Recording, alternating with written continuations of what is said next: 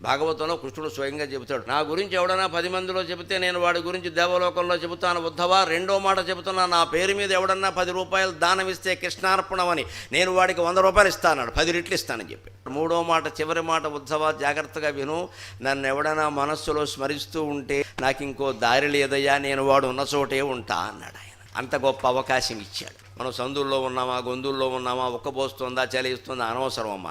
మనసులో గోవిందనామస్మరణ మానకుండా ఉంటే చాలు. అప్పుడు మన ఆరోగ్యాన్ని ఆయనే కాపాడుకుంటాడు. ఇంత సులభమైన ఉపాయాలు ఉన్నా ఏమీ చేయక్కల, మనసులో స్మరిస్తే చాలన్నాడు. దానికి కూడా బద్ధకమై కొంతమంది మహానుభావులు ఎలా ఉంటారంటే, ఆ స్మరించాలన్నా కూడా దేవుడు అనుగ్రహించాలి, బద్ధకం మేళం అంటారు వీళ్ళని.